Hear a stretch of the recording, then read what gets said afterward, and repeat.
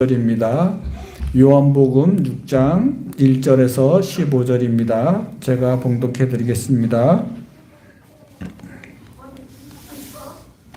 다 찾으신 줄 알고 봉독해 드리겠습니다. 그 후에 예수께서 디베라의 갈릴리 바다 건너편으로 가시매 큰 무리가 따르니 이는 병자들에게 행하시는 표적을 보았음이로라. 예수께서 산에 오르사 제자들과 함께 거기 앉으시니 마침 유대인의 명절인 유월절이 가까운지라. 예수께서 눈을 들어 큰 무리가 자기에게로 오는 것을 보시고 빌립에게 이르시되 우리가 어디서 떡을 사서 이 사람들을 먹이겠느냐 하시니 이렇게 말씀하심은 친히 어떻게 하실지를 아시고 빌립을 시험하고자 하심이라. 빌립이 대답하되 각 사람으로 조금씩 받게 할지라도 200데나리온의 떡이 부족하리이다. 제자 중 하나 곧 시몬 베드로의 형제 안드레가 예수께 여짜오되 여기 한 아이가 있어 보리떡 5개와 물고기 2마리를 가지고 있나이다. 그러나 그것이 이 많은 사람에게 얼마나 되겠사옵나이까. 예수께서 이르시되 이 사람들로 앉게 하라 하시니 그곳에 잔디가 많은지라 사람들이 앉으니 수가 5,000명쯤 되더라. 예수께서 떡을 가져 축사하신 후에 앉아 있는 자들에게 나눠 주시고 물고기도 그렇게 그들의 원대로 주시니라.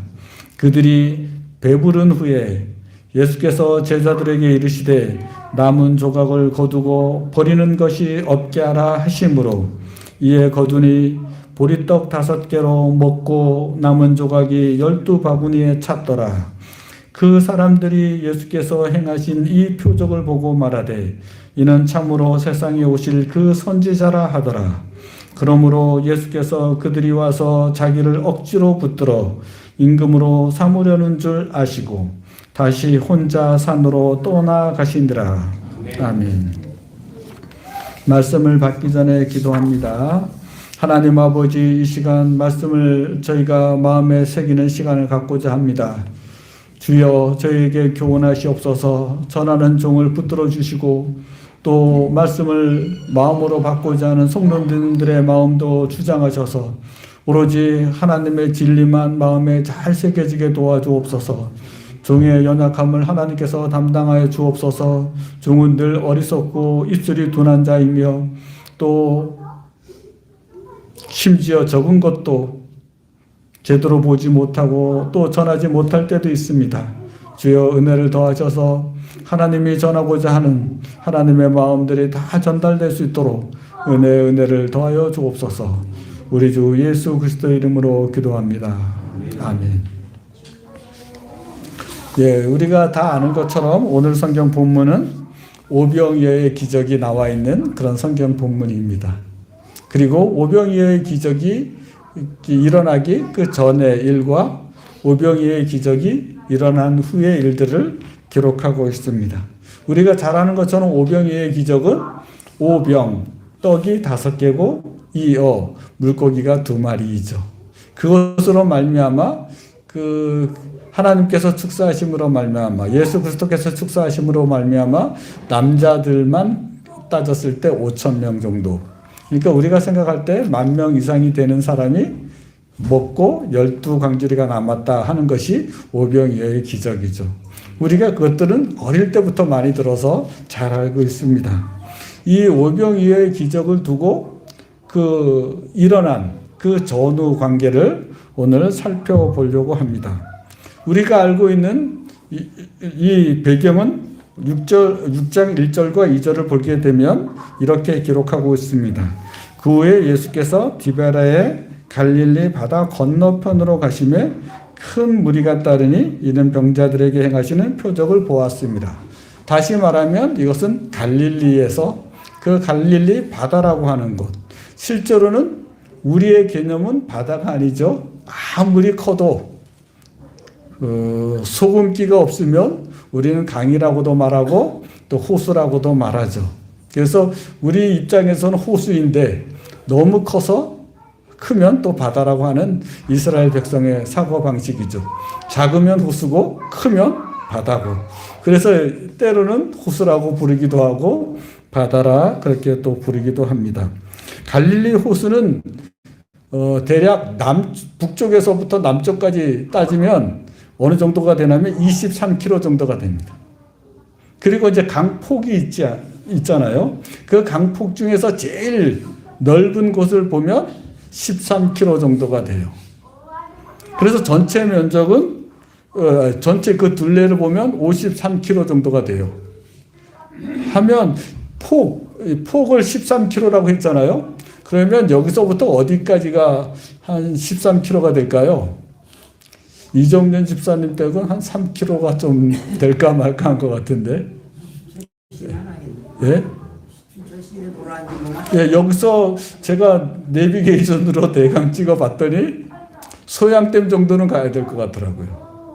그래서 여기서 소양댐까지가 강의 길이가 아니고 강의 폭이에요. 그러니까 갈릴리 호수라고 얘기할까요? 바다라고 얘기할까요? 예, 바다라고 얘기해도 된다 하는 그런 느낌이 되죠. 그런데 문제는 오늘 어떤 문제가 생겼죠? 예수께서 디베라 지역이죠. 디베라라고도 말하기도 하고 갈릴리 바다라고도 말하는데 이 바다를 어떻게 한 거죠? 배를 타고 건너간 거죠. 예. 그러니까 10몇 킬로를 또는 10킬로를 배를 타고 넘어간 거죠. 그럼 사람들은 어떻게 됐을까요? 예. 사람들은 어떻게 됐냐면 5절에 보게 되면 예수께서 눈을 들어 큰 무리가 자기에게로 오는 것을 보시고 지금 배 타고 여기서부터 그 소양댐 되는 거기를 배를 타고 갔는데 또 많은 사람들은 배가 없을 게 아니에요. 그때 당시. 그러니까 걸어서 예수님에게로 또 나오는 거죠. 예. 또 어떤 사람은 배를 타고 왔겠죠. 그 느낌 어떠십니까? 여러분들 같으면 지금 여기서부터 소양댐까지 걸어가서 예수님을 만나겠습니까? 이정윤 집사님 그 댁에서부터 여기까지 걸어와서 예배를 드리시겠습니까? 예. 그런 느낌 있는 거죠. 그래서 예수님께서는 어떤 느낌을 가지셨을까요? 굉장한, 이 사람들이 정말 대단하다. 그런 마음들을 갖고 또 고맙고 또 감격하고 감동하는 마음들을 가지겠죠. 그런데 이때가 갈릴리 바다를 배경으로 하는데 또 한편으로는 무엇을 배경으로 하냐면 4절에 보면 이렇게 표현하고 있죠. 마침 유대인의 명절인 유월절에 가까운지라 유월절을 또 배경으로 하고 있죠. 여러분, 유월절은 또 어떤 날입니까? 이스라엘 백성이 애굽에서 나올 때 애굽 백성들은 다 죽인다는 그런 개념으로 난 사람, 난 짐승이든지 처음 난 건 다 죽인 전체를 죽였다는 개념. 그러면서 이스라엘 백성은 어린 양을 죽임으로 말미암아 한 명도 죽이지 않은 그 날이 유월절이잖아요. 그죠? 그런데 예수님은 어떤 분이죠? 이 유월절의 양이죠. 예수님은 유월절을 공생의 기간에 4번을 했어요. 첫 번에는 어떻게 했냐면 그 유월절에 올라가서 성전을 다 엎었어요. 예. 어떻게 성전을 이렇게 더럽힐 수가 있어? 만민이 기도하는 집인데 어떻게 장사하고 강도의 소굴로 만들었어? 하면서 유월절 첫 번째 유월절에 가서 뒤엎었죠. 그래서 예수님에 대한 소문이 전체 이스라엘에 퍼지게 된 것이죠. 성전을 엎는 자가 누구야? 이렇게 해서 소문이 퍼진 것이죠. 두 번째 유월절은 예수님께서 38년 된 병자를 예루살렘 올라가서 38년 된 병자를 베데스다 연못에서 낫게 한 그런 사건이 있죠. 그런데 그때 어떤 일이 일어났죠? 안식일 때 그 일을 행함으로 말미암아 전번에는 성전에 있는 사람들은 막 내쫓고 그렇게 하더니 이번에는 안식일에 사람을 살리는 일을 했죠. 그 일에 대해서 또 분노해서 사람들이 예수님을 돌로 쳐서 막 죽이려고 한 거죠. 그래서 예수님이 피신했죠. 세 번째 유월절은 어떤가요? 지금 유월절이에요. 예루살렘에 올라가지 않았어요. 그리고 이제 갈릴리 해변에서 그리고 그 산기슭에 올라가서 이제 오병이의 기적을 이 오순절날 이 유월절에 이제 행하고 있죠. 마지막 유월절은 무엇입니까? 사람들이 그렇게 얘기했어요. 유월절에는 사람을 죽이지 말자. 그랬는데 어떻게 했죠? 유월절에 예수님을 죽였죠. 왜냐하면 예수님은 유월절 어린 양이기 때문에 결국은 그들의 뜻과 달리 예수님을 십자가에 못 박혀 죽였죠. 그러므로 말미암아 이제 예수님이 지금 맞이한 세 번째 유월절이기 때문에 그리고 1년 후에 유월절에는 십자가에 못 박혀 죽기 때문에 예수님이 십자가에 못 박기 전 1년 전이라고 할 수 있습니다. 그런데 우리가 아는 것처럼 아까 말씀드린 것처럼 이 유월절은 어린 양이 희생을 당하는 그런 날이었죠. 그리고 이스라엘 백성이 구원을 받은 그런 날이죠. 이것은 마치 앞으로 일어날 일에 대해서도 예표가 됩니다. 나중에 예수님이 재림해서 오실 때 어린 양에 의해서 어린 양이신 예수님을 믿는 사람들은 영생에 들어가고 어린 양이신 예수님을 믿지 않고 무시하는 사람들은 영벌에 처하는 것들을 예표하고 있죠. 그러므로 말미암아 종말적이기도 하죠. 아무튼 예수님은 이 유월절과 엄청난 관계를 맺고 있는 거죠. 그래서 세례 요한은 예수님을 봤을 때 어떻게 얘기합니까? 요한복음 1장 29절에 이렇게 기록하고 있는 거죠. 예수님이 이제 세례 요한한테 나오고 있죠. 그런데 세례 요한은 예수님에 대해서 뭐라고 얘기하죠? 보라, 세상 죄를 지고 가는 하나님의 어린 양이다. 이렇게 얘기를 하는 거죠. 예수님은 그 유월절 어린 양으로 오신 거죠. 그런데 그 유월절에 이제 예수님께서 예루살렘에 올라가서 계속해서 하나님의 일들을 감당하는데 그 4번 중에서 이 3번째 이때에 올라가지 않고 그들이 하도 죽이려고 하니까 그리고 다음번에 가서는 죽죠. 그리고 이 3번째 오병이어의 기적을 행하시는 거죠. 그러면 사람들이 이 유월절에 뭐라고요? 11km 또는 13km 되는 거리를 걸어서 예수님이 배 타고 그 강 건너 갔는데 그걸 쫓아서 걸어와서 예수님한테 나와서 말씀을 듣는 거죠. 그 먼 거리를 걸어와서. 그리고 가지고 싸온 그 음식들은 다 어떻게 됐을까요? 벌써 다 먹었죠. 계속 말씀이 지속되고 있죠. 그런데 예수님은 어떻다고요? 내가 유월절 어린 양이다. 그리고 이 사람들은 유월절 어린 양인 나에게로 나아오고 있다. 그런데 유월절은 어떤 날이라고요? 이스라엘 백성들을 구원한 날이잖아요. 그런데 누가 구원을 받죠? 어린 양의 피를 믿는 사람들만 구원을 받잖아요. 어린 양을 죽여서 문설주와 임방에다 바른 사람들만 살아나잖아요. 그러니까 예수님은 누구를 가르쳐 줘야 될까요? 어린 양을 가르쳐 줘야죠. 내가 어린 양이다. 내가 구세주다. 나를 믿어야지만 구원을 받는다. 너희들이 뜻을 잘 모르고 이렇게 나한테 나오고 있는데 지금이 어떤 날인 줄 아니? 유월절이야. 내가 너희들을 위해서 1년 후에 죽어줄 거야. 나는 너희들의 구원자로 왔어. 내가 누구인 줄 알아야 돼. 라고 설명하고 싶은 거죠. 근데 설명해서 다 될까요? 안 되잖아요. 그래서 기적과 이사와 표적이 들어가 있는 오병이어의 기적을 일으키는 거죠. 바로 나야 나. 내가 누군지를 알아? 내가 모세보다 나은 사람이야. 모세는 어떻게 해서 너희들을 만나를 먹였지? 하나님께 기도해서 하나님이 주셨잖아. 그런데 나는 지금 무엇을 행하려고 하는 줄 알아? 내가 직접 떡을 떼어서 줄게.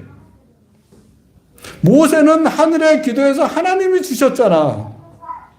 나는 직접 떡을 떼어서 너희들에게 줄게. 그러면 내가 누구냐? 내가 하나님이잖아. 나는 모세보다 뛰어나고 내가 예수고 내가 나의 몸을 먹어야 나의 살을 먹어야 너희들이 산다는 것을 알아야 돼. 내가 어린 양이야. 내가 6월절에 그 양이야. 라고 가르쳐주고 싶은 거죠. 그래야 구원을 받으니까. 그런 마음들이 잘 드러나 있는 것들이 이런 5절과 6절입니다. 5절과 6절을 보게 되면 한번 다 같이 읽어볼까요?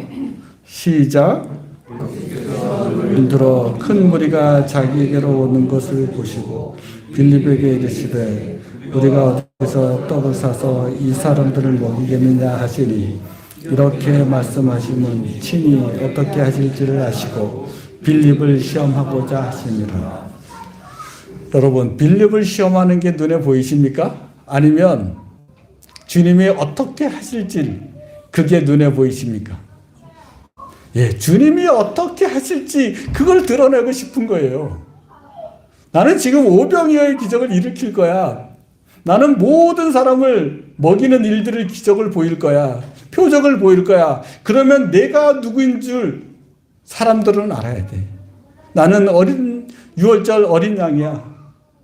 나로 말미암아 구원을 받는다는 그것을 알게 하기 위해서 나는 오병이어의 기적을 일으킬 거야.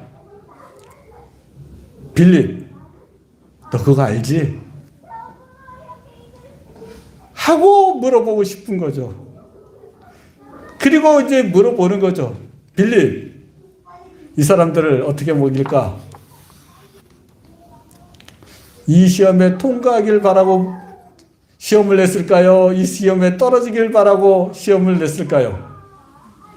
붙기를 바라죠. 왜 붙기를 바랄까요? 빌립은 제자잖아요. 어떤 제자요? 물이 포도주가 되는 것을 경험한 제자잖아요. 죽은 야이로의 딸이 살아나는 것들을 경험한 제자잖아요. 예. 예수님과 2년 반을 따라다니면서 그 수많은 것들을 기적을 경험한 그 빌립이잖아요.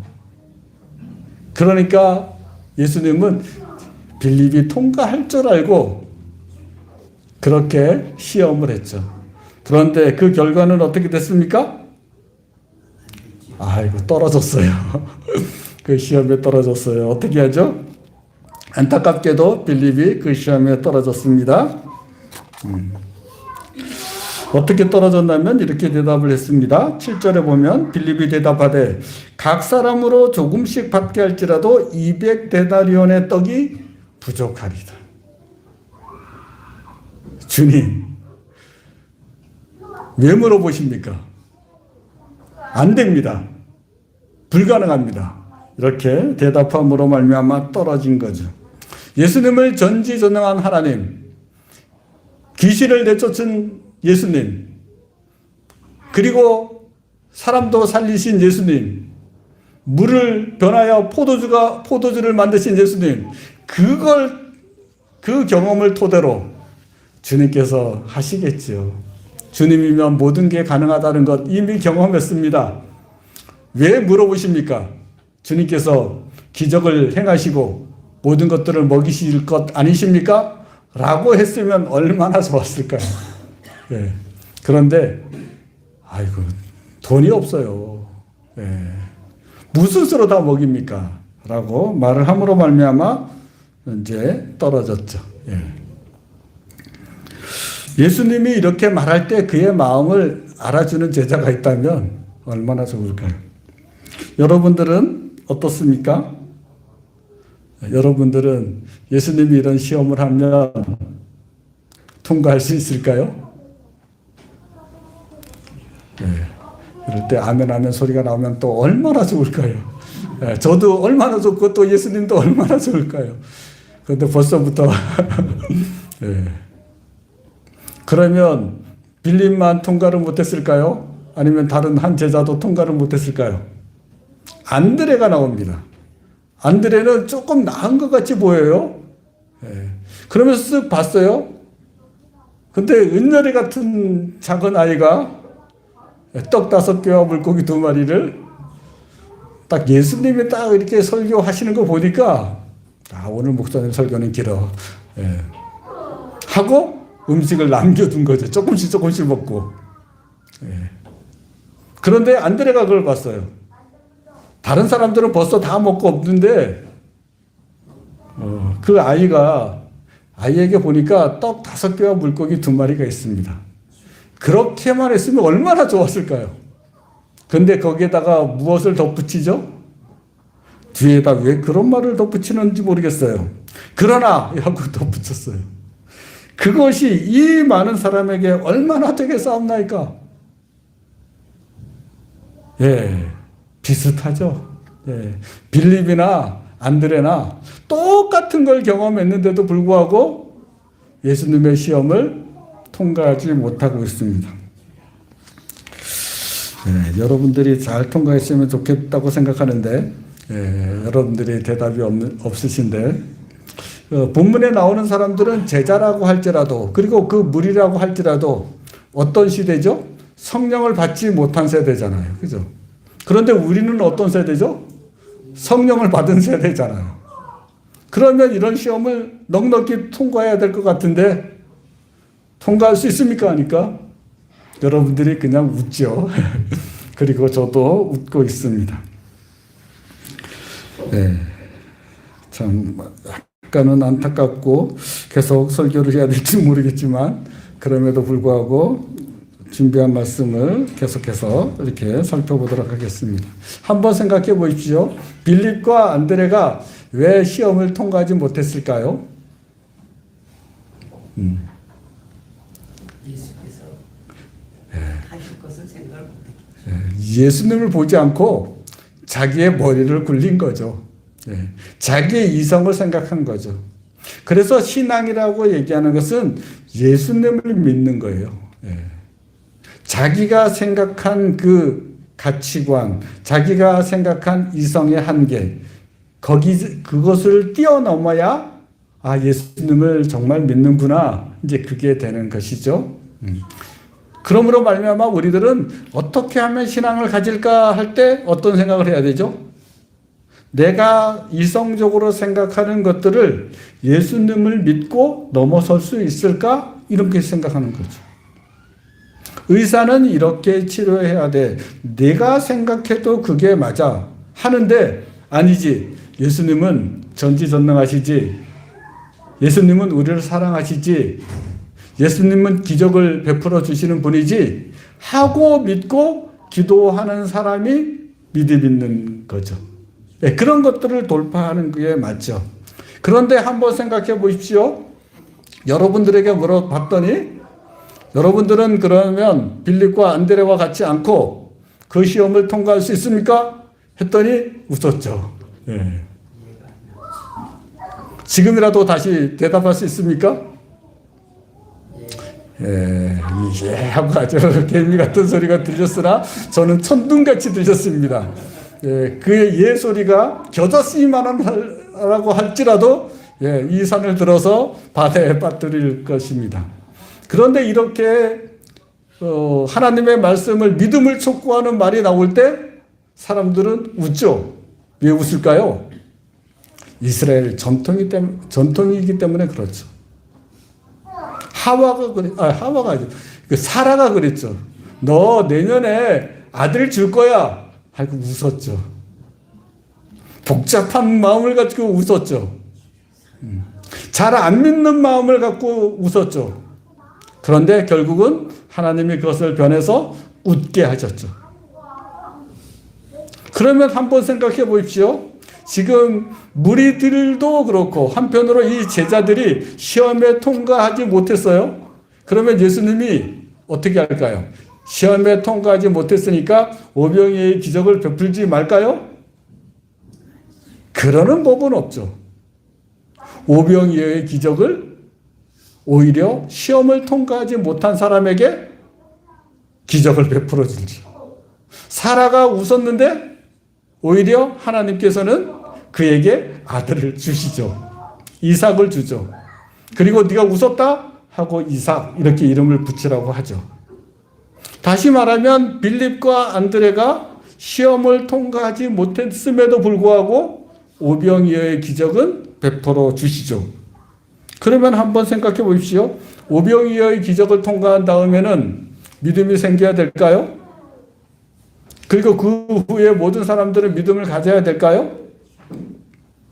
그런데 우리가 알고 있는 것처럼 우리들이 하나님 앞에서 성령의 거듭남과 충만함을 경험하고 또 지금 웃는 자리에 있다 할지라도 사도는 흔들리지 않아야 될 것 같죠.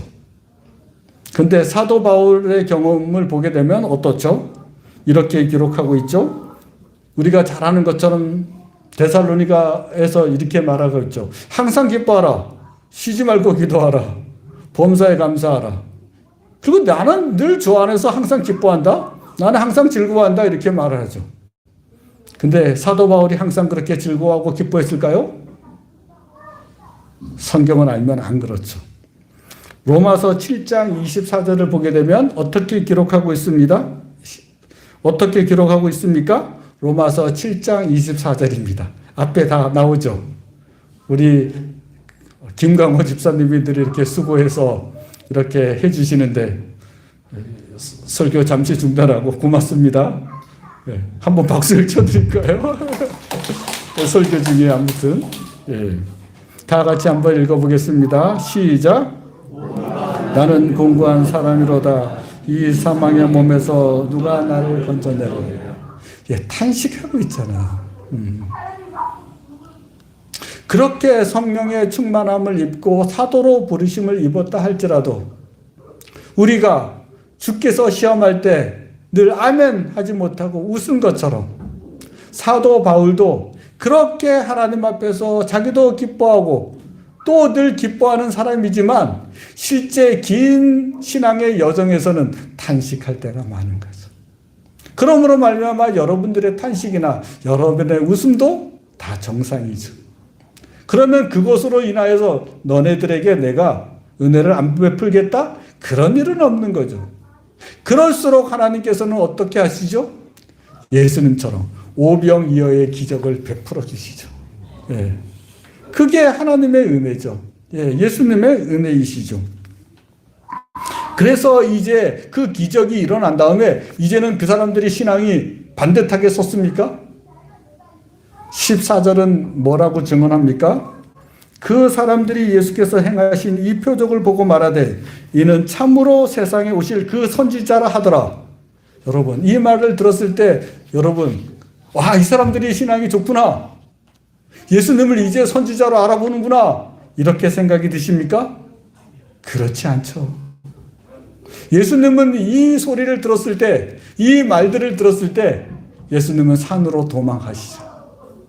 그렇다면 이 사람들이 말한 그 이유는 무엇입니까? 예수님 그 선지자다라고 말했을 때 왜 예수님은 도망가셨을까요? 이사야서 9장 6절은 이렇게 기록하고 있습니다. 전능하신 하나님이라 영존하신 아버지라 평강의 왕이라 그런 사람을 그 예수를 내가 보내겠다. 내 아들을 보내겠다. 그리고 그는 하나님이라 영존하시는 아버지라 평강의 왕이라 하는 그 사람을 보내겠다 했는데 지금 사람들이 뭐라고 얘기하는 거죠? 그 선지자래요. 그 선지자라고 얘기하면 뭐죠? 모세와 같은 선지자래요. 아니요. 모세는 하나님께 기도해서 떡을 만나를 받은 사람이고 예수는 지금 떡을 직접 나눠주는 그분이라고요. 모세와 같은 그 선지자로서는 안 된다고요. 예수님은 유월절의 어린 양이라고요. 우리의 죄를 대신 감당하시는 분이라고요. 모세처럼 하나님께 떡을 얻어서 주는 정도가 아니라 예수님은 우리의 죄를 담당하고 우리에게 영생을 주시기 위해서 오신 그분이라고요. 그런데 이 사람들이 그 선지자라고 여겼어요. 모세와 같은 사람이다라고 여겼어요. 그러니까 금방 어떻게 되죠? 우리를 출애굽시켰던 모세처럼 당신도 우리를 로마에서 해방시켜 주세요 라고 하는 거죠. 임금으로 삼으려고 하는 거죠. 통치자로 삼으려고 하는 거죠. 왕으로 삼으려고 하는 것이죠. 그런데 실제로 예수님께서 오병이어의 기적을 베풀면 어떻게 해야 되죠? 당신은 하나님이시군요. 그리고 어떻게 해야 되죠? 회개를 해야죠. 어떻게 회개를 해야죠? 우리는 우리의 욕심을 따라서 살았습니다. 우리는 이스라엘을 위해서 살았습니다. 우리는 우리 자식을 위해서 살았습니다. 나를 위해서 살았습니다. 천국과는 상관없이 살았습니다. 영생과는 상관없이 살았습니다. 예수 그리스도의 재림을, 초림을 바라지 않고 살았습니다. 여러분들은 어떠십니까? 이 세상에서 살면서 천국에 대해서, 영생에 대해서 마음을 품고 사십니까? 그런 것들이 안 되었을 때 회개해야 되죠. 그런데 이 사람들이 어떻게 하는 거죠? 그 선지자라는 것을 보았을 때 하나님 나라를 생각하는 것이 아니라 우리 이스라엘, 우리 집, 당신이 그런 능력이 있으면 우리 집을 위해서 힘 좀 써주세요. 나를 위해서 힘 좀 써주십시오. 내가 하는 사업을 위해서 힘 좀 써주세요. 우리 나라를 위해서 힘 써주세요. 하나님 나라는 예수님께서 자기 몸을 들여서 다른 사람을 구원하는 건데 그것을 바로 알면 주님, 저도 예수님처럼 하나님처럼 어떻게 희생하며 다른 사람을 구원하는 일에 제가 할 수 있을까요? 이렇게 나와야 되는데 아니요, 저를 위해서요. 그리고 예수님을 억지로 잡아서 왕 삼으려고 하니까 예수님이 어떻게 하겠어요? 오병이어의 기적을 봤음에도 불구하고 엉뚱한 데로 가고 있으니까 예수님이 산으로 도망가는 거죠. 무리들은 오병이어의 기적을 봤음에도 제자들은 그 오병이어의 기적을 직접 떡을 나눠주면서 경험했을지라도 그 뜻을 알지 못하니까 예수님이 야 얘들아, 너희들은 우리가 배 타고 넘어왔지? 다시 배 타고 가. 나는 산에 혼자 갈래. 그래서 혼자 산으로 가게 된 것이죠. 예수님의 마음이 어떻습니까? 계속해서 하나님의 기적을 보고도 자기의 욕심을 쫓아서 그렇게 하는 사람들, 그런 사람들 보고 예수님께서 산에 피하고 있는 거죠. 한번 생각해 보십시오. 이 시작은 정말 좋죠. 6월절이죠. 사람들은 그 먼 길을 걸어서 예수님을 찾아와서 예수님, 6월절에 어린 양이신 예수님께 나오죠. 그래서 예수님은 감동한 거죠. 그래, 내가 누구인 줄 알려주겠다.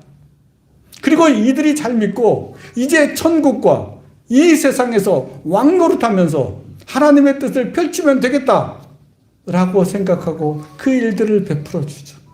그런데 그 사람들은, 그것을 경험한 사람들은 오히려 다른 생각을 갖고 있는 거예요.